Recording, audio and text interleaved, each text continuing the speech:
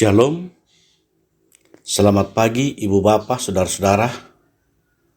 Selamat menyambut hari karunia Tuhan hari ini, hari Rabu tanggal 25 Januari 2023. Semoga Ibu Bapak dalam keadaan yang baik dan sehat.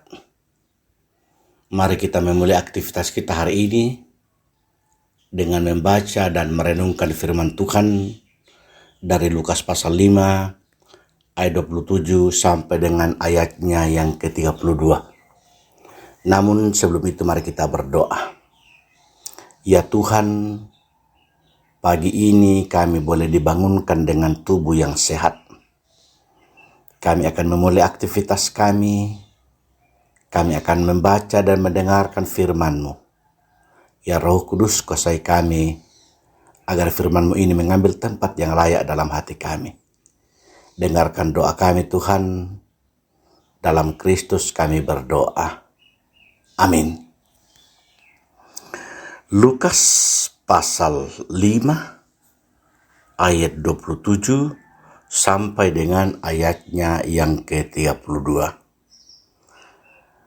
Firman Tuhan demikian. Kemudian ketika Yesus pergi keluar, ia melihat seorang pemungut cukai yang bernama Lewi sedang duduk di rumah cukai. Yesus berkata kepadanya, "Ikutlah aku." Maka berdirilah Lewi dan meninggalkan segala sesuatu, lalu mengikut dia. Dan Lewi mengadakan suatu perjamuan besar untuk dia di rumahnya, dan sejumlah besar pemungut cukai dan orang-orang lain turut makan bersama-sama dengan dia. Orang-orang Farisi dan ahli-ahli Taurat bersungut-sungut kepada murid-murid Yesus, katanya, "Mengapa kamu makan dan minum bersama-sama dengan pemungut cukai dan orang berdosa?" Lalu jawab Yesus kepada mereka, katanya, "Bukan orang yang sehat yang memerlukan tabib, tetapi orang sakit. Aku datang bukan untuk memanggil orang benar, tetapi orang berdosa, supaya mereka bertobat." Ibu Bapak, saudara-saudara yang dikasihi di dalam Kristus Yesus, dari bacaan ini Lukas 5 ayat 27 sampai dengan ayatnya yang ke-32, saya memberikan tema, siapakah yang membutuhkan Tuhan? Siapakah yang membutuhkan Tuhan? Saudara-saudara, sikap hati yang keliru bisa menjadi penghalang untuk datang kepada Tuhan, untuk lebih dekat dengan Tuhan. Yesus melihat dan memanggil Lewi yang berprofesi sebagai pemungut cukai. Dalam Alkitab dicatat bahwa saat itu juga dia meninggalkan segala sesuatu dan mengikutnya. Peristiwa itu sangat berarti bagi Lewi. Alkitab juga menuliskan bahwa dia pun membuat pesta perjamuan besar untuk Yesus. Di antara para tamu undangan hadir juga para ahli Taurat dan orang Farisi. Mereka bersungut-sungut karena Yesus dan para murid makan bersama pemungut cukai dan orang berdosa. Orang Israel membenci para pemungut cukai. Mengapa? Karena mereka adalah orang yang bekerja untuk penjajah dan sering memungut lebih dari yang ditentukan. Para nabi melarang orang Israel makan bersama orang semacam itu. Dari kisah ini, kita menemukan sesuatu yang sangat-sangat kontras. Lewi menemukan Tuhan. Sebaliknya, ahli Taurat dan orang Farisi tidak.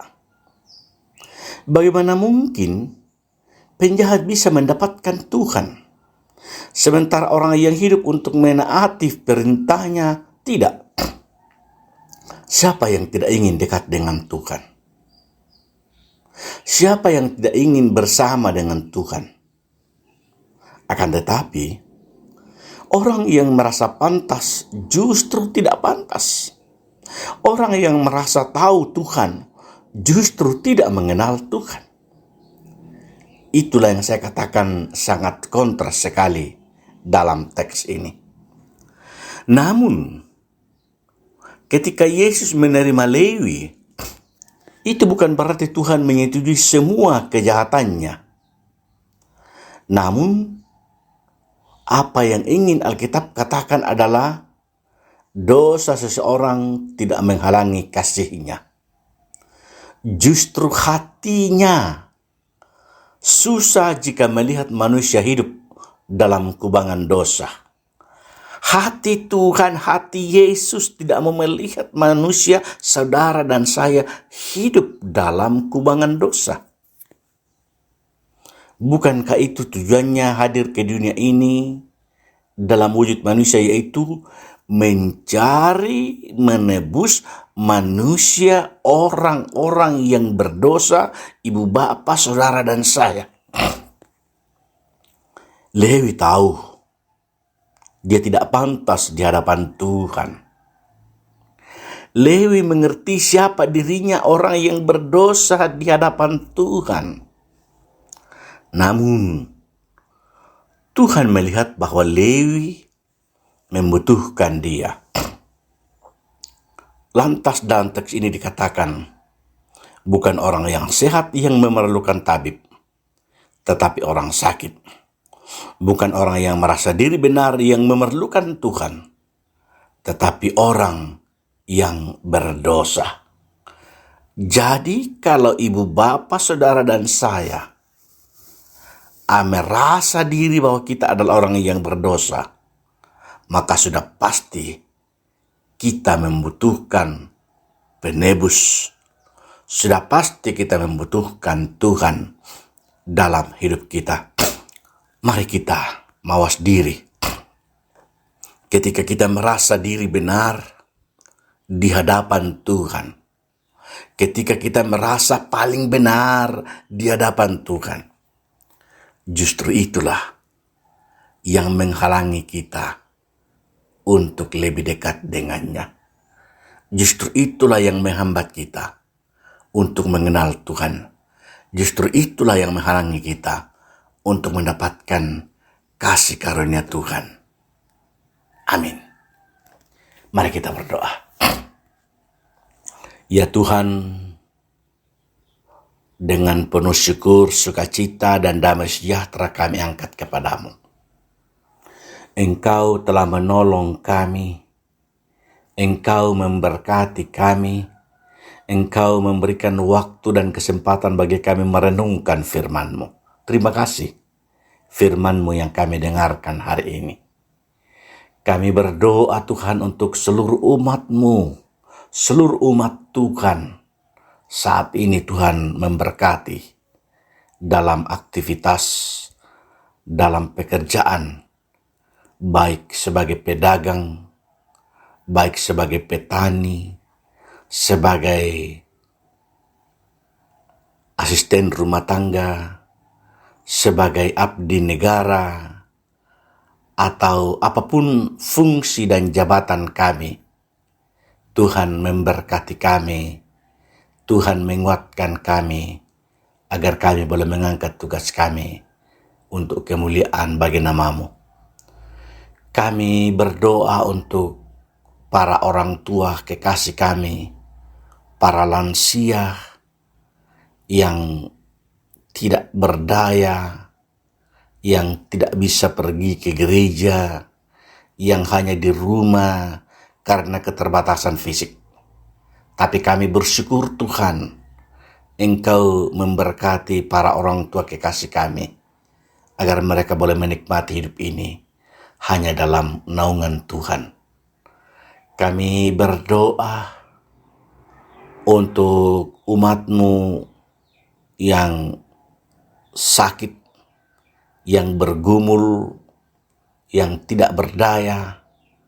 Kasihani mereka, lindungi mereka, sembuhkan mereka, agar mereka boleh dipulihkan, mereka boleh beraktivitas, mereka boleh bersukacita karena pertolongan Tuhan. Demikian pun Tuhan, kami berdoa untuk bangsa dan negara kami. Kami mendoakan mereka, pemerintah kami, sebagai wakil-Mu di dunia ini, untuk mengangkat tugas dan pelayanan dan tanggung jawab, agar mereka boleh mengatur dan menata bangsa ini untuk kehidupan bersama, untuk kesejahteraan bersama, agar kami boleh menikmati hidup dengan penuh syukur, sukacita di hadapan hadirat-Mu. Anak-anak kami yang menempuh pendidikan, Tuhan mengasihi mereka, Tuhan melindungi mereka, agar mereka boleh belajar dengan baik, mereka boleh bersukacita karena pertolongan Tuhan. Ampunkanlah salah dan dosa kami Tuhan, dengarkanlah doa kami, dalam Kristus kami bermohon. Amin. Terima kasih, selamat beraktivitas, Tuhan memberkati kita semua. Amin.